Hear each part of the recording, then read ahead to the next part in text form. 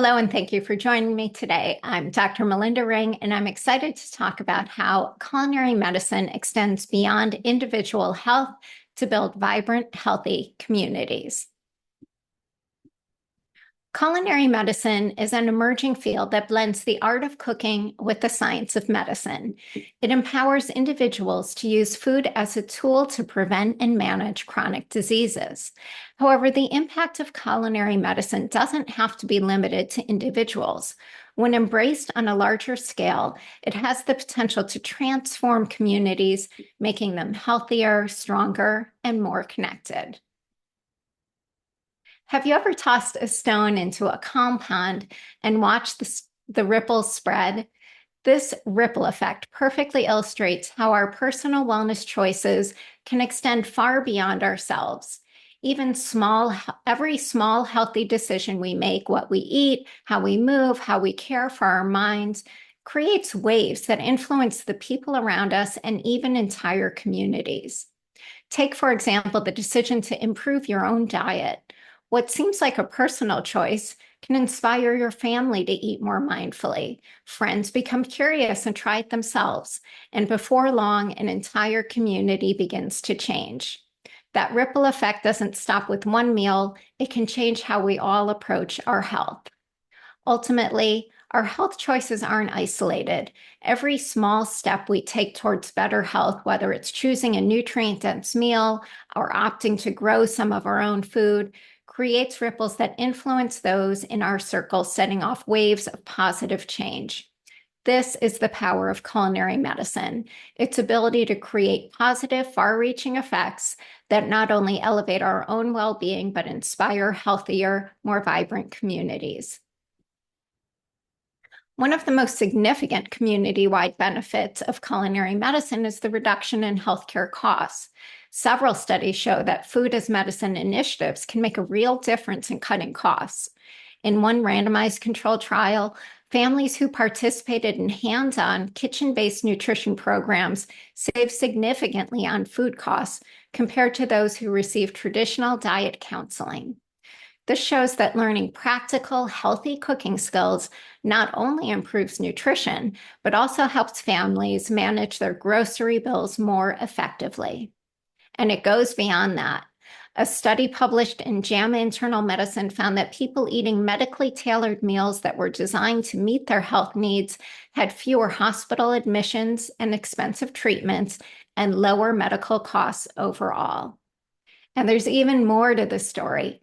A health economic evaluation estimated that if more people adhered to healthier diets, like those encouraged through culinary medicine, it could lead to major reductions in chronic disease like diabetes, heart disease, and obesity. And fewer diseases mean fewer healthcare expenses, saving billions in the long run. So when we invest in culinary medicine, we're not only improving lives, but also addressing the economic burden of poor diets. The evidence is clear. Teaching people to eat better is a cost-effective strategy that can, again, ripple across both individual and healthcare system budgets. This is more than just food on the table. It is a recipe for economic and healthcare transformation. And we know that food has been a central part of social life. Culinary medicine leverages this to enhance social cohesion. Community gardens, cooking classes, and communal meals bring people together, fostering relationships and creating a sense of belonging. In studies of people cooking together, participants have also reported less feeling loneliness, one of the big issues in today's modern society. In so many cultures, food is a powerful connector, breaking down barriers and bridging divides. By focusing on healthy shared food experiences, we can strengthen the social fabric of our communities. So while the benefits of culinary medicine are clear, we also have to address the critical issue of food justice. Everyone deserves access to good food. Food that's affordable, sustainable, nutritious, high quality, and culturally connected. Unfortunately, for many people, this is not yet a reality. Food deserts, or areas with limited access to healthy food are a significant barrier to achieving vibrant community health. True equity in society cannot exist without health equity, and there is no health equity without food equity. By supporting initiatives like food co-ops, farmers markets that accept SNAP benefits, and policies that promote food equity, we can assure that all members of the community have the resources they need to make healthy, informed food choices. Good food is not just a cornerstone of individual health, but it's a catalyst for community well-being. Related to this, in 2022, the White House released its National Strategy on Hunger, Nutrition, and Health. It underscored the federal commitment in our country to ending hunger, promoting health, and reducing diet-related diseases. This strategy is a significant step forward in addressing the intersection of food, health, and equity. The strategy is built around 5 key pillars. First, ensuring that all Americans can access nutritious, affordable food.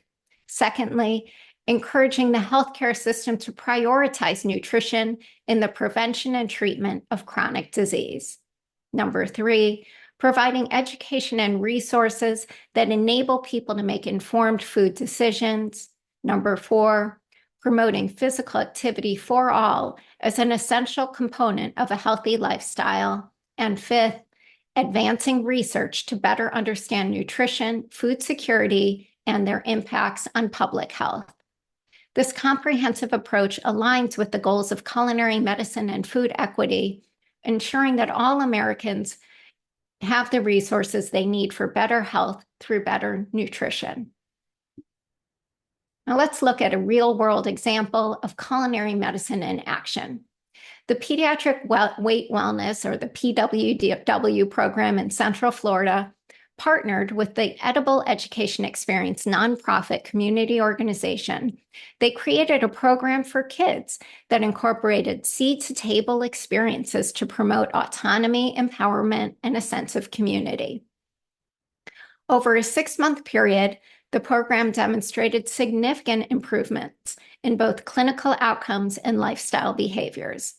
Most of the pediatric participants saw improvements or they maintained healthy measures in things like body fat percentage and waist and hip measurements. And cardiometabolic risk factors like fasting blood glucose and insulin levels and hemoglobin A1C showed marked improvements, with up to 78% of participants maintaining or reducing their risk of diabetes. Additionally, 76% of the participants improved in 2 or more cardiometabolic risk factors, including blood pressure, cholesterol, and triglycerides. But beyond clinical measures, the kids reported better lifestyle behaviors, with up to 84% improving in areas like nutrition, physical activity, and quality of life. The culinary medicine workshops were especially impactful, with significant gains in the kids' skills and knowledge around healthy food and cooking. By changing our children's behaviors and attitudes towards healthy food, we lay the foundation for lifelong habits that can prevent chronic diseases and promote well-being. This is so crucial because children are more likely to carry these habits into adulthood, influencing their future health and the health of generations to come. So as we've seen, culinary medicine has the power to create healthier, more vibrant communities, but this potential can only be realized through collective action. Whether you're a healthcare provider, educator, policymaker, or community member, we all have a role to play in promoting healthy eating and access to nutritious food. Here's just a few practical steps you can take today. Support local food initiatives like community gardens, farmers markets, and food co-ops. Advocate for policies that promote food justice, ensuring everyone has access to affordable, nutritious food. Educate and inspire others by sharing knowledge and encouraging healthy eating habits in your community. Incorporate culinary medicine into your home or work, whether it's teaching cooking skills or helping Others understand the link between food and health. And lastly, lead by example. Show those around you how small, sustainable changes can lead to big health improvements. Together, we have the power to create communities that are not only healthier, but also more connected, resilient, and equitable. Thank you.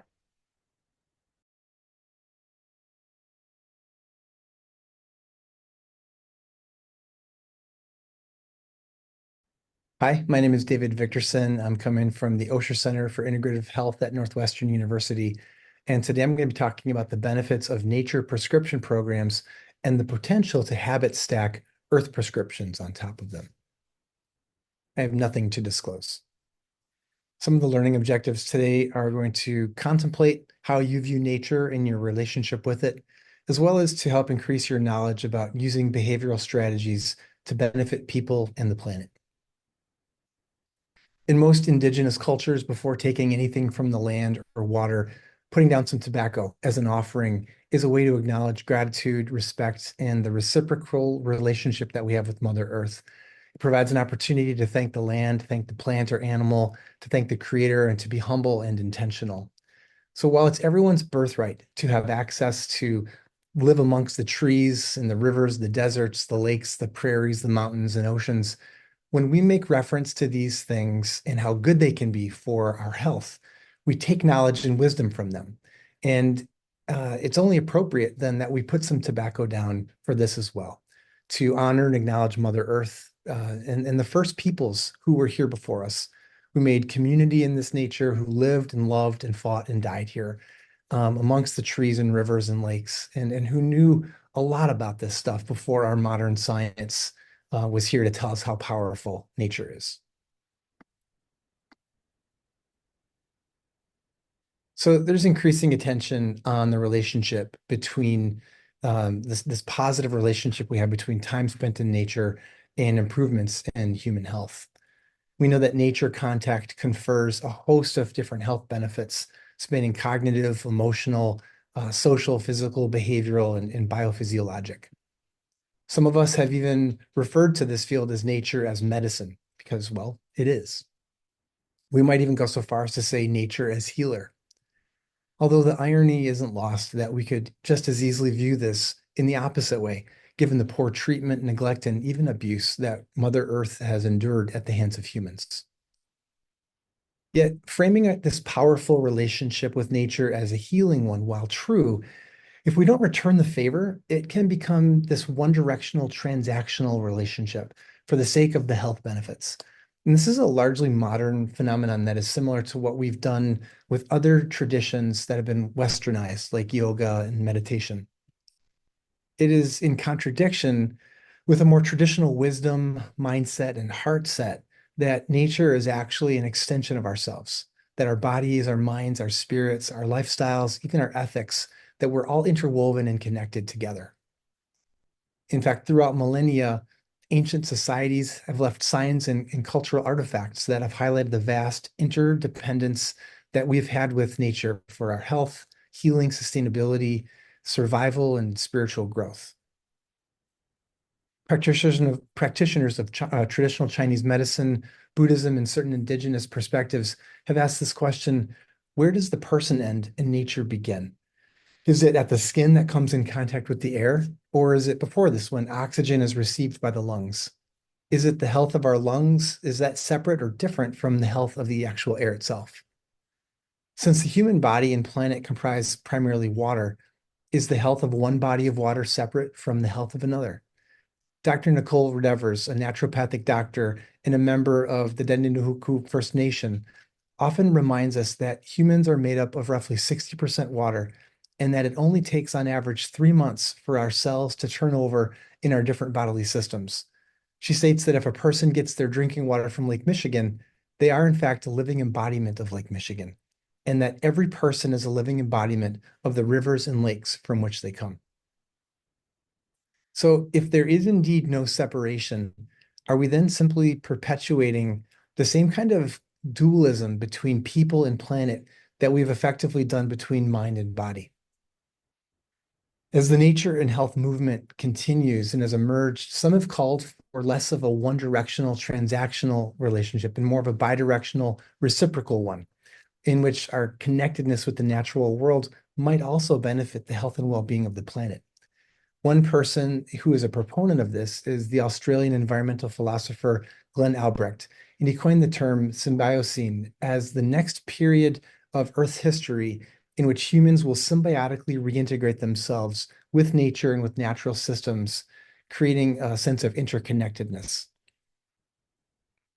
Maybe if we could actually see ourselves as part of nature instead of separate from it, we might behave in ways that are more thoughtful and less destructive.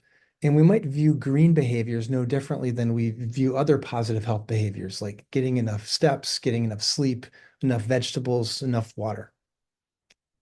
It's not surprising that time spent in nature in which we have positive emotions about the experience, that can actually activate and foster certain ecological sensibilities and actually increase our environmental stewardship and behaviors toward the earth. But we know that while positive emotions can be a really good starting place and foundation, experiencing good feelings alone without additional supports, social supports, cognitive supports, and behavioral supports, that it's usually insufficient and for these new green health behaviors to flourish.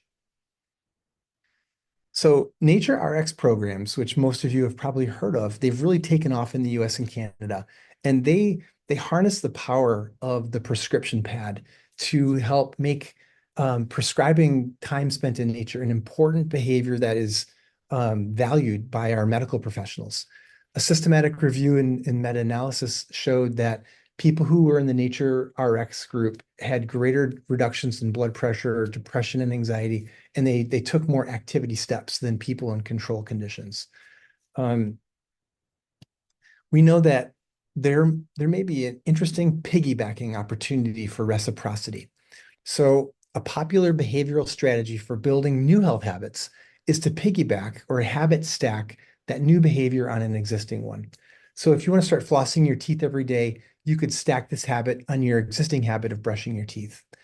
During Nature RX encounters, if these are already happening at good prevalence across different medical centers, when the conversation is already happening about nature, doesn't it make sense to add a second prescription and call that Earth RX that could be piggybacked onto this encounter so that the person also can identify 1 to 2 planetary health behaviors or actions that they could also do?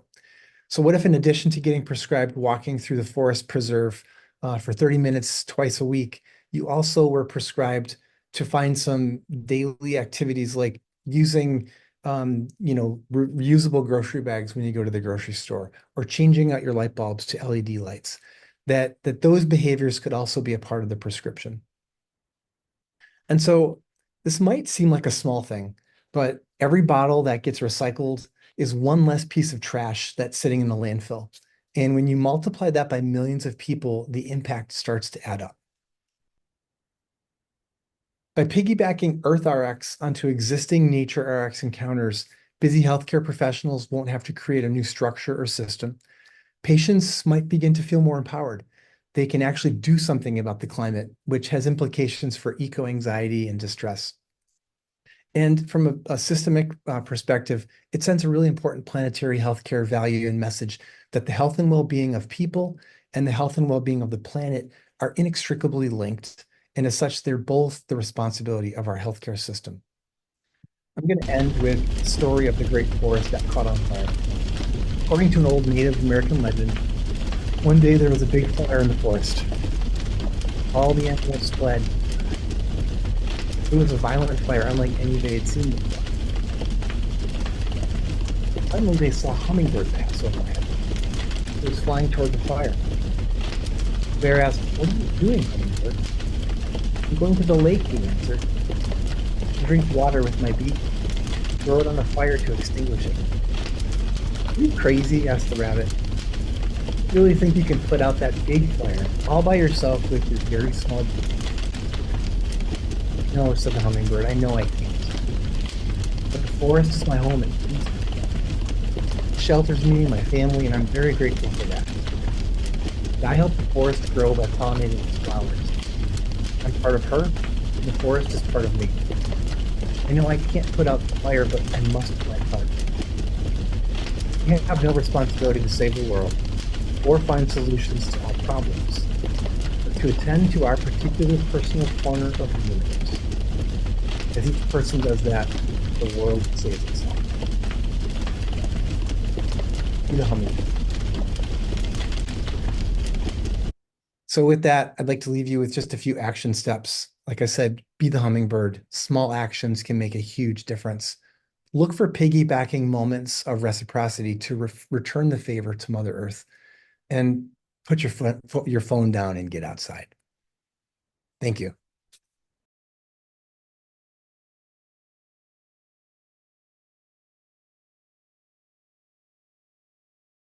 Hello, I'm Barbara Walker. I'm an integrative health and performance psychologist and the clinical director of nature and medicine programs, all at the University of Cincinnati College of Medicine.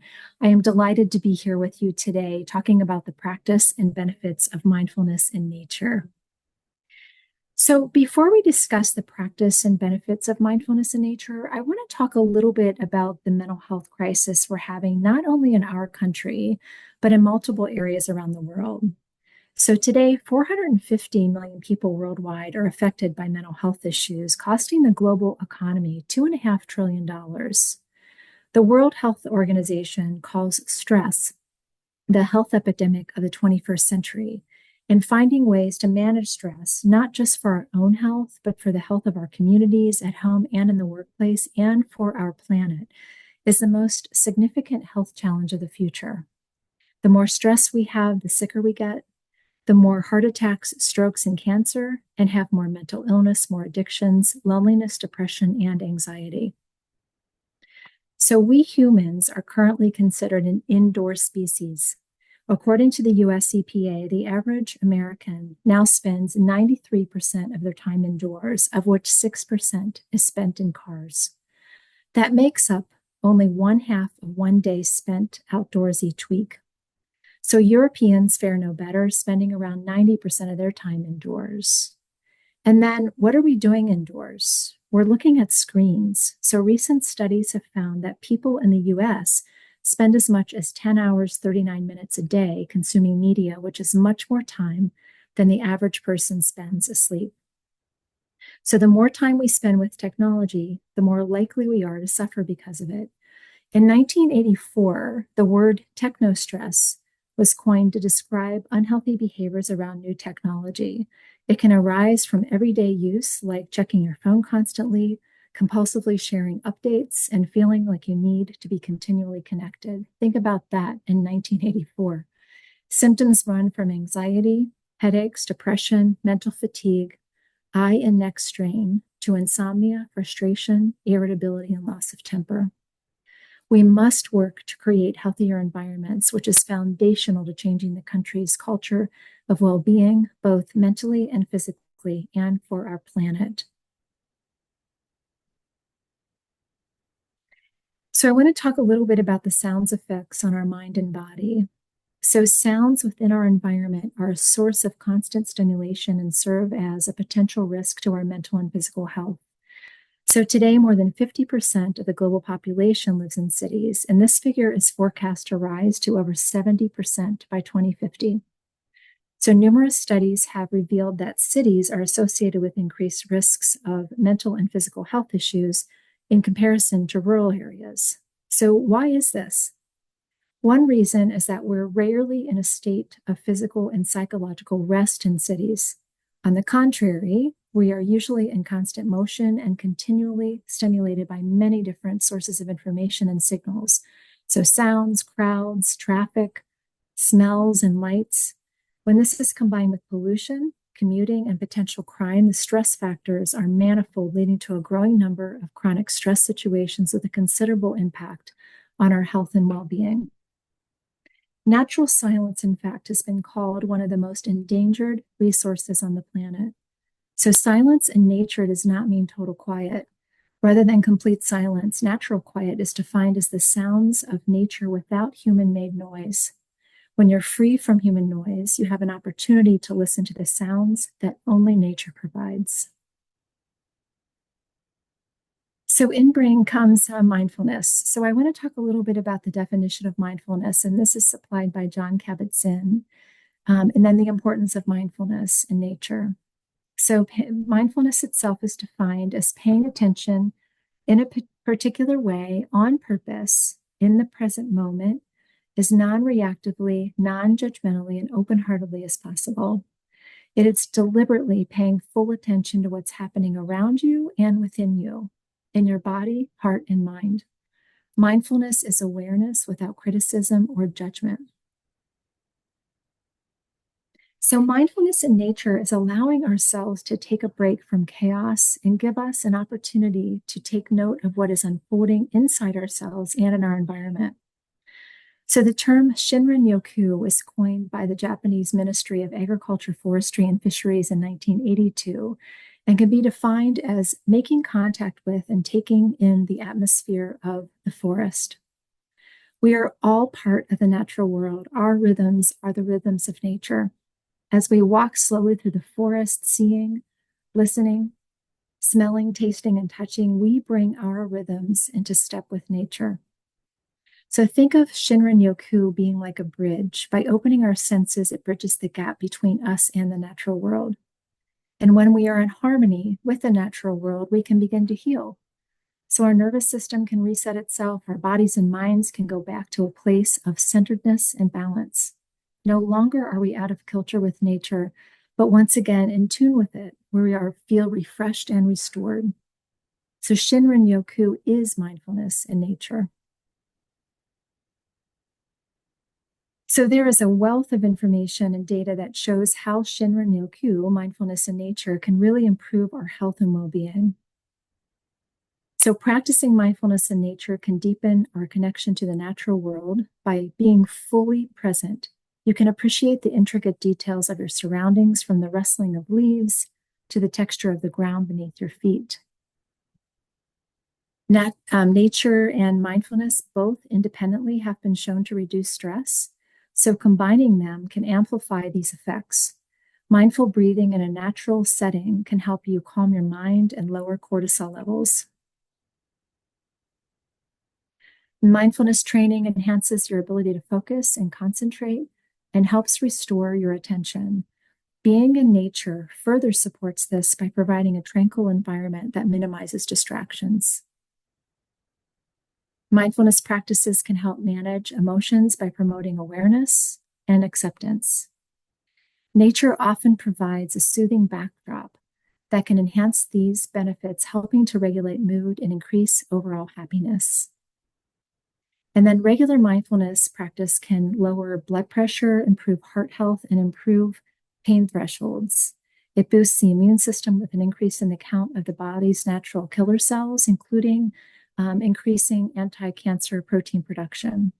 When combined with physical activity, being in nature, such as hiking or walking, it can contribute to overall physical health and vitality.